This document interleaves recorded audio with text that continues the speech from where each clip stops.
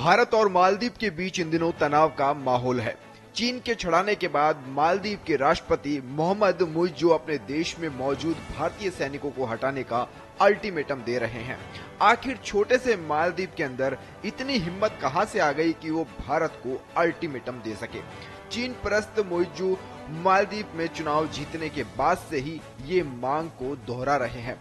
मुश्किल के वक्त में भारत की तरफ कातर निगाहों से देखने वाला मालदीव आज दिल्ली के एहसान को भुलाने की कोशिश कर रहा है। अभी के ताजा आंकड़ों के हिसाब से मालदीव में फिलहाल 88 भारतीय सैनिक मौजूद हैं। मालदीव के राष्ट्रपति ने चुनाव में इंडिया आउट का नारा भी दिया था और राष्ट्रपति बनने के बाद अपनी शुरुआती प्राथमिकताओं में भारतीय सैनिकों की वापसी को बताया था। एक रिपोर्ट में कहा गया है कि मालदीव के राष्ट्रपति ने भारत के सामने 15 मार्च तक सैनिकों की वापसी की डेडलाइन दी है। वहीं मालदीव के विदेश मंत्रालय ने बताया है कि दोनों देश भारतीय सैनिकों की वापसी की प्रक्रिया शुरू करने के लिए तैयार हो गए हैं। भारतीय विदेश मंत्रालय की ओर से जारी बयान में भारतीय सेना की वापसी को लेकर दी गई डेडलाइन का जिक्र तक नहीं किया गया है। मालदीव की अर्थव्यवस्था में भारत का ही बड़ा योगदान रहा है, जिसे वो भुलाने की अब कोशिश कर रहा है। कई चीजों के लिए मालदीव पूरी तरीके से भारत पर ही निर्भर है। मालदीव और भारत के बीच पिछले साल $500 मिलियन से अधिक का कारोबार हुआ था। इस साल भी ये लगातार बढ़ रहा है।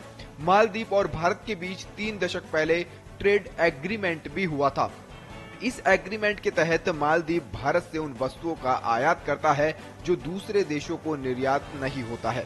इसके अलावा मालदीव के इंफ्रास्ट्रक्चर प्रोजेक्ट में भी भारत का पैसा लगा हुआ है। मालदीव खाने के लिए भारत पर ही निर्भर है। चावल, आटा, मसाले, फल, सब्जियां, चीनी, पोल्ट्री प्रोडक्ट्स के लिए मालदीव की निर्भरता भारत पर ही टिकी रहती है। इसके अलावा प्लास्टिक और लकड़ी के सामान भी भारत से ही मंगाता है।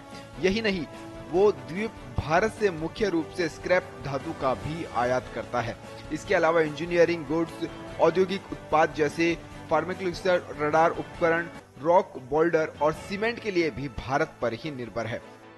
इसके अलावा मालदीव को भारत कई बड़े आर्थिक अनुदान भी दे चुका है, जिसमें माले के हुकुरू मिस्की का रिनोवेशन, उच्च प्रभाव सामुदायिक विकास परियोजनाएं और अन्य द्विपक्षीय योजनाएं शामिल है। भारत बिना किसी स्वार्थ के मालदीव को कर्ज देकर भी मदद कर रहा था।